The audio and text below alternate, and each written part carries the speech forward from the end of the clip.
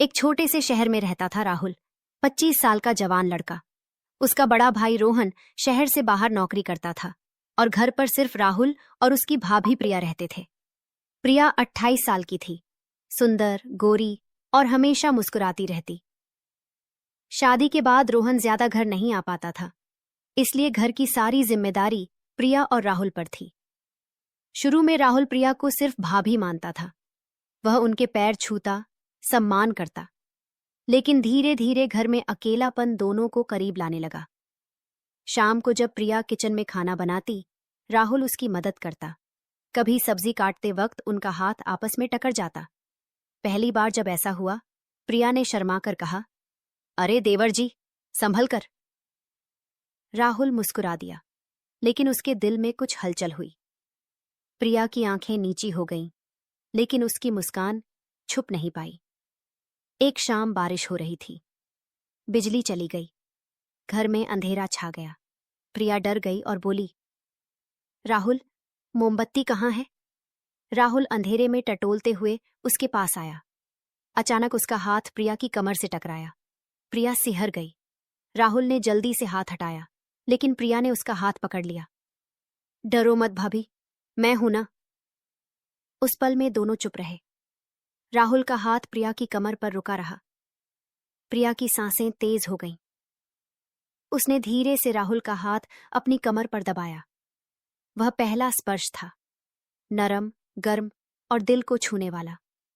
राहुल ने प्रिया को अपनी बाहों में खींच लिया। प्रिया का सिर उसके कंधे पर टिक गया। बारिश की बूंदें खिड़की पर गिर रही थीं और उनके दिलों में एक नई बूंदें गिर रही थीं, प्यार की। राहुल ने प्रिया के बालों में उंगलियां फेरते हुए फुसफुसाया, भाभी, आप बहुत सुंदर हैं। प्रिया ने शर्माकर कहा, देवर जी, ऐसा मत कहो, ये गलत है। लेकिन उसकी आंखों में वो गलत नहीं लग रहा था। राहुल ने प्रिया का चेहरा अपने हाथों में लिया। उसका अंगूठा प्रिया के गाल पर फिसला। प्रिया की आंखें बंद हो गईं।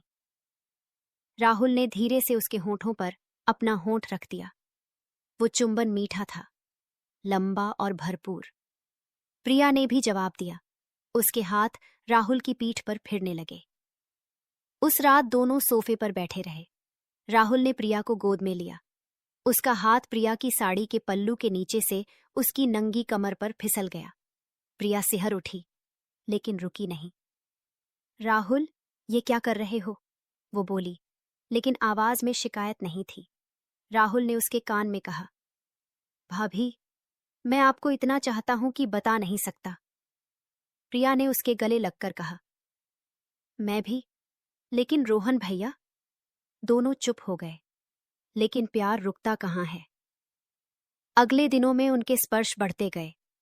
सुबह चाय बनाते वक्त राहुल पीछे से प्रिया को पकड़ लेता, उसकी गर्दन पर किस करता। प्रिया हंसकर भागती, लेकिन मन ही मन खुश होती। एक दिन रोहन घर आया। सब सामान्य लग रहा था, लेकिन प्रिया और राहुल की नजरें मिलती तो दिल धड़क जाता। रात को जब रोहन सो गया, प्रिया राहुल के कमरे में आई। देवर जी, नींद नहीं आ रही।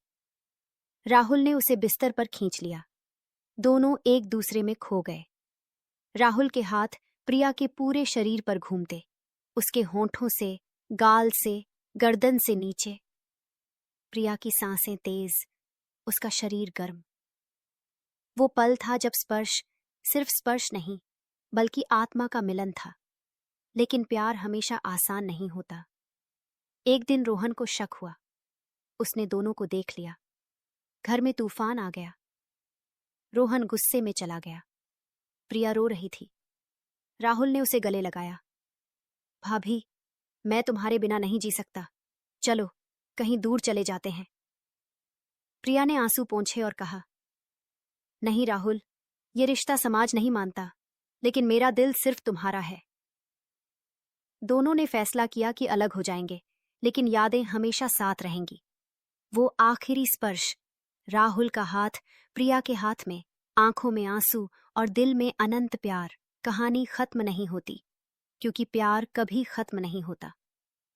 वो छुपा हुआ स्पर्श आज भी उनके दिलों में जिंदा है।